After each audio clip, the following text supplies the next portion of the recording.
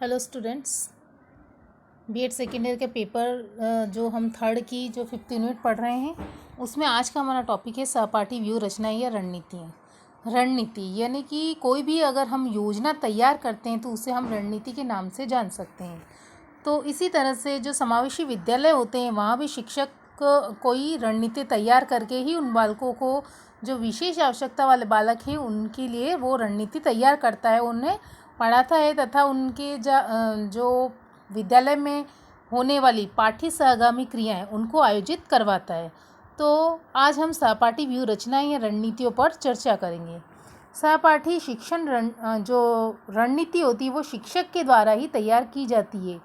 इस रणनीति में छात्र स्वतंत्र वातावरण में किसी भी पर्यावरणीय बिंदुओं पर अधिगम प्राप्त करते हैं। इस अधिगम रणनीति में कक्ष अध्यापक का मात्र निर्देशन, परामर्श तथा मूल्यांकन निहित रहता है, जो समस्या समाधान के उपरांत अध्यापक के द्वारा देखा जाता है। इस प्रकार की रणनीतियों में जो विशेष आवश्यकता वाले बालक हैं वो उनसे संबंधित होती है। इस प्रकार की जो रणनीति होती है वो, तो जिससे कि प्रत्येक छात्र को उसकी योग्यता एवं क्षमता के अनुसार शिक्षण अधिगम व्यवस्था कराई जाती है और उनकी सक्रियता में वृद्धि होती है। इस प्रकार की रणनीतियों में छात्रों द्वारा प्रजातांत्रिक मूल्यों के आधार पर सक्रियता का प्रदर्शन किया जाता है। तो अब हम देखते हैं सहपाठी अनुवर्ग पीयर ट्यूटोरिंग रणनीतियों के सिद्धांत। इन पर हम चर्चा करते हैं। सबसे जो पहला हमारा सिद्धांत हम लेते हैं वो है प्रजातांत्रिक मूल्यों का सिद्धांत। प्रजातांत्रिक मूल्यों के सिद्धांत के अंतर्गत जो प्रत्येक छात्र होते हैं उसे अपने विचार प्रकट करने का पूर्ण अधिकार होता है कि छात्र अपना विचार प्रकट कर सकें। इसमें छात्रों के समूह द्वारा ही शिक्षण अधिगम प्रक्रिया को संपन्न किया जाता है।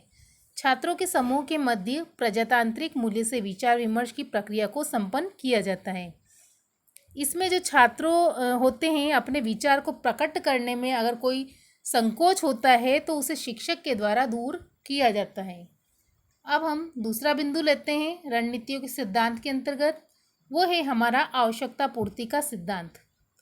सहपाठी अनुवर्ग रणनीतियों के निर्माण के समय छात्रों की आवश्यकता पूर्ति का आधार को ध्यान में रखा जाता है। इन रणनीतियों में यह ध्यान रखा जाता है कि जो प्रत्येक छात्र है उसको आवश्यकता के अनुरूप ही शिक्षण अधिगम व्यवस्था प्राप्त हो। इसलिए वर्गों का निर्माण भी छात्रों की आवश्यकता एवं स्तर के अनुरूप किया जाता है, जिससे किसी भी प्रकार की कठिनाई का अनुभव न हो। तीसरा हम बिंदु लेते हैं वो है उपचारात्मक शिक्षण सिद्धांत। जो उपचारात्मक शिक्षण सिद्धांत है उसके अंतर्गत जो छात्र सामान्य छात्रों की भांति शिक्षण अधिगम प्रक्रिया में सहयोग नहीं कर पाते उनको सामान्य छात्रों की भांति शिक्षण अधिगम प्रक्रिया में सहयोग प्रदान करने की क्षमता का विकास किया जाए। अब हम चौथे बिंदु की तरफ चलते हैं। रणनीतियों के सिद्धांत के अंतर्गत जो हमारा चौथा बिंदु है वो है शैक्षिक निर्देशन का सिद्धांत। शैक्षिक निर्देशन सिद्धांत के अंतर्गत छात्रों की सहायता के अनुरूप शिक्षण द्वारा अपनी क्रियाओं को संपन्न किया जाता है। ठीक इसी क्रम में सहपाठी अनुवर्ग रणनीतियों में छात्रों के छोटे छोटे समूह बनाए जाते हैं। ये समूह एक दूसरे की सहायता करते हैं तथा आवश्यकता के अनुसार शिक्षक द्वारा इस कार्य में समूह के छात्रों को सहायता प्रदान की जाती है।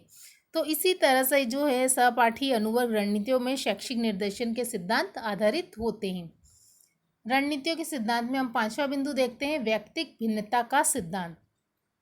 व्यक्तिक भिन्नता के सिद्धांत के अंतर्गत जो है इस सिद्धांत को ध्यान में रखकर समूह का निर्माण किया जाता है, जिससे प्रत्येक स्तर के बालक एवं बालिका को उचित लाभ पहुंचे और उनको आवश्यकता के अनुसार शिक्षा प्राप्त हो। उनकी जो व्यक्तिगत भिन्नताएं हैं, जैसे कोई सामान्य है, प्रतिभाशाली है, मंदबुद्धि है, तो इस प्रकार से कोई विकलांग है, तो सारी उनकी व्यक्तिगत भिन्नता को ध्यान में रखकर जो है उन छात्रों को जो है अधिगम कराया जाता है। अब हम अगला बिंदु लेते हैं वो है समस्या समाधान का सिद्धांत। समस्या समाधान के सिद्धांत के अंतर्गत छात्रों की समस्याओं के समाधान के आधार पर ही संपूर्ण प्रक्रिया का निश्चय किया जाता है।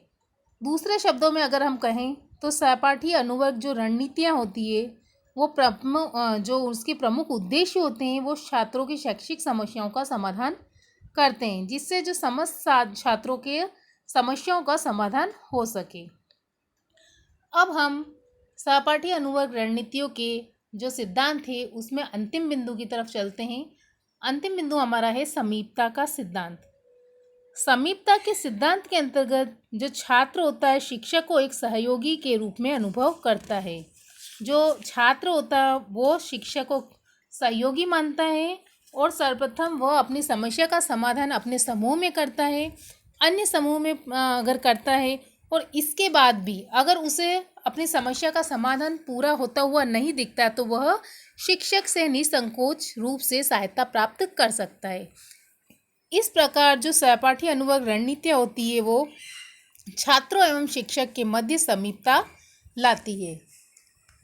अब हम देखते हैं सहपाठी अनुवर्ग या पीयर ट्यूटोरिंग रणनीतियों के लाभ। इसके जो लाभ हैं वो निम्न हैं।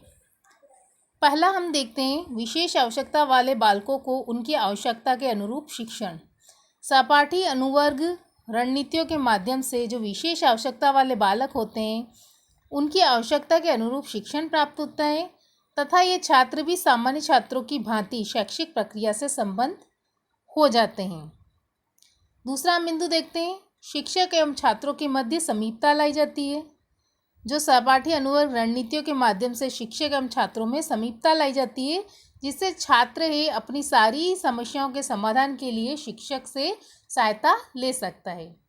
तीसरा हम बिंदु देखते हैं विशेष आवश्यकता वाले छात्रों को शैक्षिक निर्देशन प्राप्त होता है।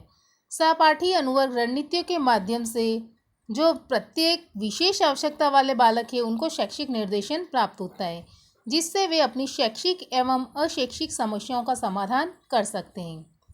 चौथे बिंदु की तरफ हम चलते हैं। उपचारात्मक शिक्षण की व्यवस्था संपन्न होती है।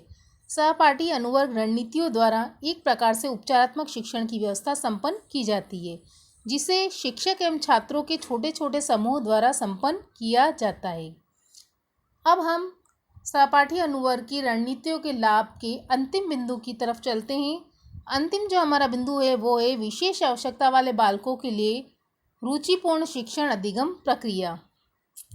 सहपाठी अनुवर्ग रणनीतियाँ विद्यालय में जो है विशेष आवश्यकता वाले बालकों के लिए रुचिपूर्ण शिक्षण अधिगम प्रक्रिया प्रदान करती है क्योंकि समूह में संपन्न किया जाने वाला कार्य जो है छात्रों को अधिक उपयुक्त अनुभव होता है। तो आज हमने जो है सहपाठी अनुवर्ग पीयर ट्यूटरिंग रणनीतियों के बारे में हमने चर्चा की। जो समावेशी विद्यालय जो हमारा चल रहा है 5th यूनिट सृजन इसके अंतर्गत हमने इस पर चर्चा की। धन्यवाद।